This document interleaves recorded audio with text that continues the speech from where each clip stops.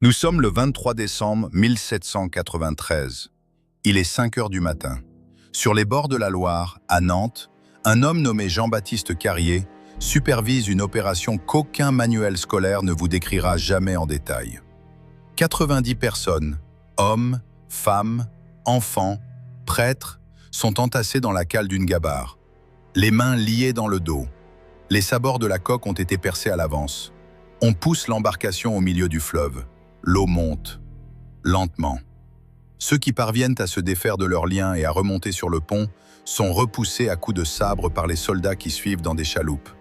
En 20 minutes, il n'y a plus personne. Le fleuve se referme. Carrier appelle ça une déportation verticale. Ces hommes, eux, ont un autre nom. Ils appellent ça la baignoire nationale. Cette nuit-là, 90 personnes meurent dans la Loire. Mais ce n'est pas la première noyade, ce n'est pas la dernière. Entre novembre 1793 et février 1794, Jean-Baptiste Carrier ordonne au minimum 11 noyades de masse dans la Loire. Les estimations varient. Les plus basses parlent de 1800 victimes. Les plus hautes dépassent les 4800. Des familles entières, des enfants de moins de 10 ans, des femmes enceintes. Certains témoignages d'époque, consignés lors du procès de Carrier en 1794, mentionnent des hommes et des femmes déshabillés, attachés ensemble face à face avant d'être jetés à l'eau. Les soldats appellent ça des mariages républicains. Et voici ce que votre professeur d'histoire vous a dit sur cette période. Il vous a dit que la Révolution française est l'acte fondateur de la démocratie moderne. Il vous a dit que 1789 est l'année où le peuple s'est soulevé contre la tyrannie. Il vous a parlé de la Déclaration des droits de l'homme, de la prise de la Bastille, de la souveraineté du peuple. Il avait raison, tout cela est vrai. Mais ce qui est vrai aussi, c'est ce qui s'est passé après. Et ce qui s'est passé après, on ne vous l'a jamais vraiment raconté. Parce que entre 1793 et 1799, la Révolution française a tué entre 150 000 et 400 000 Français. Non pas des aristocrates, non pas des ennemis étrangers, des Français, des paysans, des artisans, des prêtres de campagne, des femmes qui allaient à la messe, des enfants qui avaient le malheur d'être nés dans la mauvaise province. Et les manuels scolaires appellent ça la naissance de la liberté. Remontons au commencement. Le 21 janvier 1793, Louis XVI est guillotiné place de la Révolution à Paris. La foule est immense. Un silence d'abord, puis des cris de joie. La tête du roi est brandie, le sang coule sur l'échafaud. Ce jour-là, la Révolution bascule. Elle n'est plus une réforme, elle n'est plus un mouvement populaire, elle devient un régime. Et comme tout régime, elle a besoin d'ennemis. Le 10 mars 1793, le tribunal révolutionnaire est créé. Son mandat est simple, juger les ennemis de la Révolution. Mais qui est un ennemi de la Révolution? Personne ne le sait exactement, et c'est précisément le point. La définition change chaque semaine. D'abord, ce sont les royalistes, puis les prêtres réfractaires, puis les modérés, puis les girondins, qui étaient eux-mêmes des révolutionnaires, puis les indulgents, ceux qui demandent la clémence, puis les hébertistes, ceux qui demandent plus de radicalité. Chaque faction dévore la précédente, et à chaque fois, la guillotine tranche. En un an, entre juin 1793 et juillet 1794, le tribunal révolutionnaire de Paris condamne à mort 2627 personnes. Mais Paris n'est que la vitrine. En province, les chiffres sont d'une toute autre ampleur. À Lyon, le représentant en mission Joseph Fouché, futur ministre de la police de Napoléon, fait mitrailler les condamnés à la mitraille de canon parce que la guillotine est trop lente. Le 4 décembre 1793, 60 jeunes hommes sont alignés devant une fosse sur la plaine des Brotteaux. 2 canons chargés à mitraille tirent. Ceux qui survivent sont achevés à la baïonnette et au sabre. Fouché écrit à Paris. Il dit que tout va bien. Il dit que la justice du peuple suit son cours. Au total, sur l'ensemble du territoire, la terreur fait au minimum 16 594 exécutions par condamnation officielle. Ce chiffre est celui de l'historien Donald Greer, publié en 1935 et jamais sérieusement contesté. Mais ce chiffre ne compte que les condamnations formelles. Il ne compte pas les exécutions sommaires. Il ne compte pas les massacres de septembre 1792, où entre 1100 et 1400 prisonniers sont tués en 5 jours dans les prisons de Paris par des foules armées de piques et de haches. Il ne compte pas les morts en prison, par maladie, par famine, par entassement. Plus de 500 000 personnes sont emprisonnées pendant la Terreur. Le taux de mortalité dans les prisons révolutionnaires est effroyable. Et surtout, ce chiffre de Greer ne compte pas la Vendée. La Vendée. Voici le chapitre que la France a mis 2 siècles à regarder en face. En mars 1793, la Convention décrète la levée en masse. 300 000 hommes doivent être mobilisés pour défendre la République menacée par les coalitions européennes. Dans l'ouest de la France, dans ce qu'on appelle la Vendée militaire, qui couvre en réalité 4 départements, les paysans refusent. Ils refusent parce qu'on a fermé leurs églises, parce qu'on a déporté leurs prêtres, parce qu'on leur demande maintenant de mourir pour un régime qui méprise tout ce en quoi ils croient. Ils se soulèvent. Ils prennent des fourches, des faux, quelques fusils de chasse. Ils battent les premières troupes républicaines envoyées contre eux. Ils constituent une armée improvisée, l'armée catholique et royale, qui remporte plusieurs batailles surprenantes au printemps 1793. La Convention est furieuse. Le 1er août 1793, elle vote un décret qui ordonne la destruction de la Vendée. Le texte est explicite. Il parle de détruire les repères des brigands, de couper les récoltes, d'abattre les forêts, de saisir le bétail. Ce n'est pas une métaphore, c'est un programme. En octobre 1793, l'armée vendéenne est écrasée à Cholet.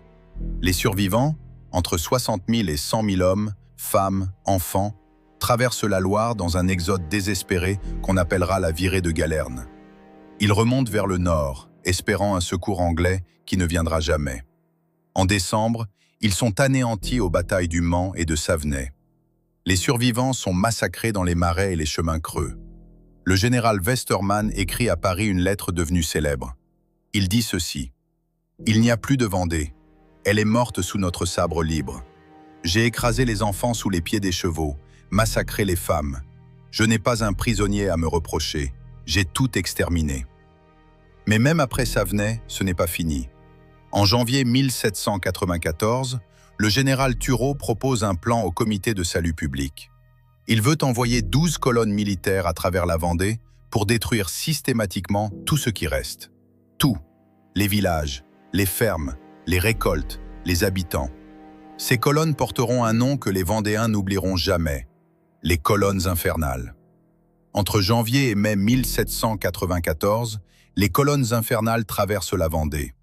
Ce qu'elles font dépasse l'entendement. Le village des Lucs sur Boulogne, le 28 février 1794. La colonne du général Cordelier encercle la commune. Les habitants se réfugient dans la chapelle du Petit Luc.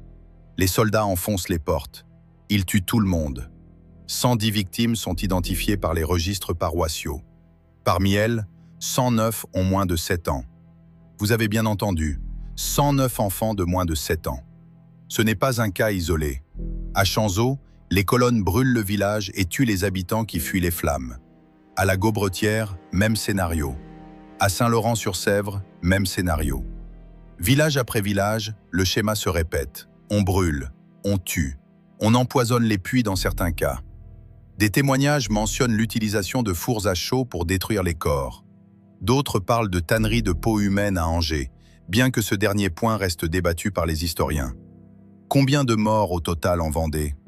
L'historien Reynald Secher, dans sa thèse soutenue en 1985, avance le chiffre de 117 000 morts sur une population de 815 000 habitants dans la Vendée militaire, soit environ 1 habitant sur 7. D'autres historiens contestent ce chiffre et proposent des estimations plus basses, autour de 170 000 à 200 000 si l'on inclut les pertes républicaines et les morts des 2 camps sur l'ensemble de la guerre civile de l'Ouest. Jean-Clément Martin, professeur à la Sorbonne et spécialiste reconnu de la période, estime les pertes totales des guerres de l'Ouest entre 150 000 et 200 000 personnes. Quelle que soit l'estimation retenue, le chiffre est colossal. Pour comparaison, toutes les guerres napoléoniennes réunies ont tué environ 70 000 personnes sur le sol français. Et voici le point central. Voici ce qui rend cette histoire si difficile à enseigner. En 2007, un projet de loi est déposé à l'Assemblée nationale française pour reconnaître les massacres de Vendée comme un génocide. Le projet est rejeté. En 2012, un autre projet similaire est déposé. Rejeté à nouveau. Pourquoi?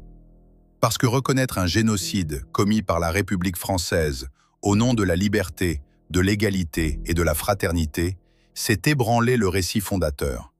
C'est admettre que l'acte de naissance de la démocratie française est taché de sang.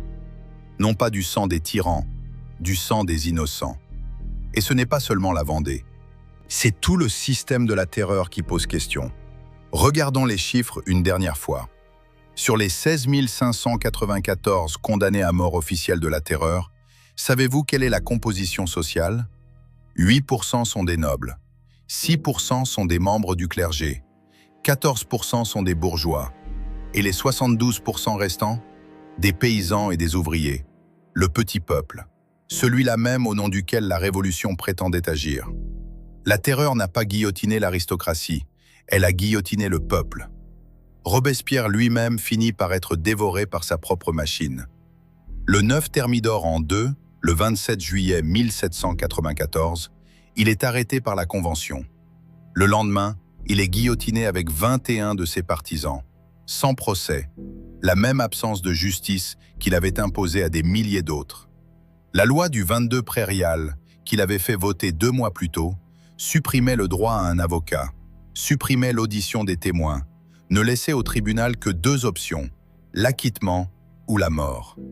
En 47 jours d'application de cette loi, 1376 personnes sont guillotinées à Paris, 29 par jour. La guillotine fonctionne si vite que le sang s'accumule dans les rues autour de la place de la Révolution. Les riverains se plaignent de l'odeur. Après Thermidor, la France ne retrouve pas la paix. Elle entre dans 5 années de chaos. Le Directoire, régime corrompu et instable, survit par des coups d'État successifs. En 1799, un général corse met fin à la farce. Napoléon Bonaparte prend le pouvoir. La Révolution est terminée. Elle aura duré 10 ans. Elle aura proclamé les droits de l'homme et noyé des enfants dans la Loire. Elle aura aboli les privilèges et brûlé des villages entiers. Elle aura inventé la citoyenneté moderne et guillotiné ses propres citoyens à un rythme industriel. Alors non, il ne s'agit pas de dire que la Révolution française n'a rien apporté.